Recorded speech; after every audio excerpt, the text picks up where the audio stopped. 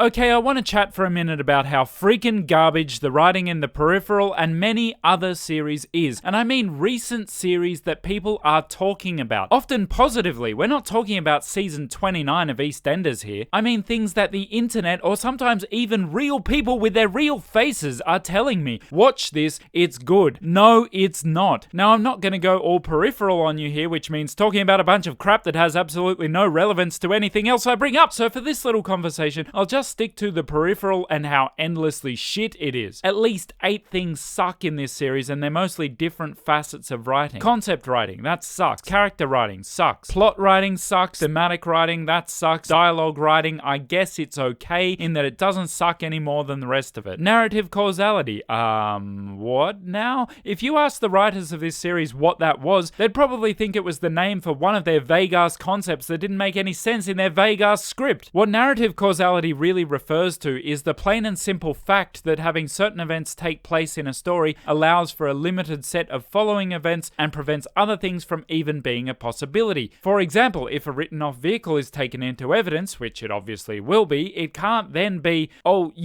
here, with other evidence which the bad guys would be highly motivated to keep hidden, conveniently still in it. Now, in comparison to everything else, this is a petty grievance. Don't get me wrong, it's completely ridiculous, but I'm prepared to accept that maybe they didn't have time to film this guy stealing into the evidence room and taking some stuff or whatever, and they just had to use this footage. Amateur, yeah, but series destroying, no. What is series destroying is the fact that there is no premise here at all. I'll come back to that in a minute, because what the writers of the Peripheral do not get, and I mean really do not get, is that intrigue or any kind of tension can only be built when the consequences and the stakes are introduced early enough that we can feel them. Now, this is tricky because I'm not saying that the entirety of what's at stake has to be introduced in the first scene, but it does have to be early enough that when a threat does come up, we already believe and feel in our bones that there are real consequences at play. Instead, what the Peripheral does constantly is to say, here's why this scene matters, and here's the scene. The next scene will matter because of some other convoluted crap that we obviously just made up and doesn't bear any resemblance to anything else we've written, and now here's that scene. And there are 2 major problems with this. The first is that each scene feels basically like a trivia question. Let me ask you, do you care what the capital of Mongolia is? No? Oh, but what if I told you that if you answer incorrectly, the CLEP will cut off access to the stub so that the quantum tunneling process can't be reinitiated by a Peripheral, blah, blah, blah. Now do you care? No, I thought not, but in the logic of this series, the writers just make up some consequence that sounds, well, made up, and then we get a scene that was supposedly important for that reason, and by the way, the capital of Mongolia is Ulaanbaatar. The other problem with it is that if it sounds like it would be hard to make a cohesive narrative out of a bunch of random snippets of whatever the hell this is, well, yeah, it would be hard. In fact, it is impossible. To be fair, the Peripheral doesn't quite feel like a bunch of random scenes. You can tell that they're meant to be connected, but they feel disconnected because, as I said, we're missing the premise. That is the why. Why is any of this happening? Who are these people? What the heck is going on? I'll start as amicably as I can. This is Flynne. She wants for her mother to get better and not die. A simple enough motivation, but the connection between what's going on here and what's going on here is at best tenuous. Who is this? That's her brother. He was in the Marine Corps, which is not at all overused in series characters. But that aside, he and his mates are probably the best aspect of this whole thing. There was even the hint of an intriguing idea about how the 2 settings could be connected. Where did it go? Don't know, but maybe it was left in the same place as this guy left his combat training. Yeah, that's right. The action in this series, which mostly feels totally out of place anyway, is also terrible. Yeah, I know that multiple assailants will always mean that a few of them just dance around waiting for the hero to be ready, but you're not supposed to straight up show that, okay? Back to the small town, there are some other people there who kind of make sense to some degree. Like, at least we know what's going on, but there's still a lot of, oh, by the way, these characters have a 20-year history that we didn't bother telling you about, but it's important right now. But the other half of the series takes place here. When I was a kid, if you handed in sloppy-looking homework, maybe it got messed up in your backpack or you'd scribbled it because you were 6, the teacher would say it looks like a dog's breakfast. I'm here to tell you that my dog makes much less of a mess of his breakfast than the writers made of this, whatever this is. For starters, the rules aren't consistent, like,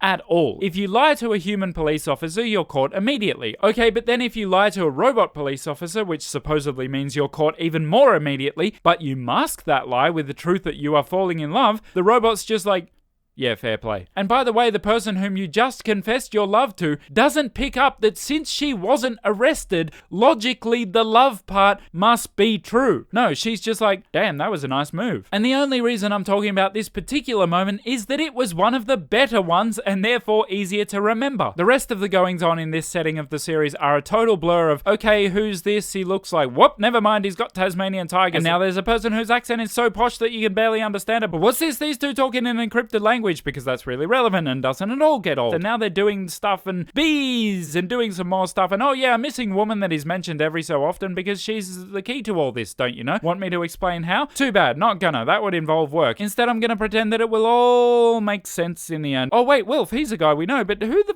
is this lady even? Wilf dances with her and it's meant to be like maybe a bit unfaithful, but I don't remember meeting her for the first time, and even when I went to check to see that she's this guy's wife, I still do not get the point of this scene. Maybe it's not meant to make sense, like they want us to feel like we primitive smooth brains from 2023 would actually feel if we were dumped in the year 2100, and that is what it feels like. The only problem is that when I look around, I can see that no one else here knows what the hell is happening. You know those people who talk like they know something that you don't when they clearly have absolutely no idea how anything more complicated than a shoelace actually works? Well, it feels like most of the characters are just that. They know their lines, they say them with conviction, but if you were to call cut, walk onto set and ask them to explain why their character is having this conversation, I guarantee you that they can't tell you, and nor could the writers. There's nothing underneath any of this, and you don't have to take my word for it. Just watch one of the recaps from any later than the second episode. I kid you not, they are edited like previews. They don't remind you of what was happening. They seriously come off as ads to watch the previous episodes. And do you know why? Because it's not possible to recap the important moments from a bunch of scenes that didn't make any sense in the first place. And it really is that simple. You can't summarize something when 80% of that something will have no bearing on the rest of the series. Now that is a pretty harsh note to leave things on, so without getting into several other very underwhelming factors in this series, I want to praise it for one thing in all earnest. This is a badass looking title sequence with the music to boot. If any of the graphic artists or composer happen to ever hear this, this is freaking nice work and you should all be proud, and I hope you're able to be hired for more worthy endeavors. Lamont's still my name. Peace.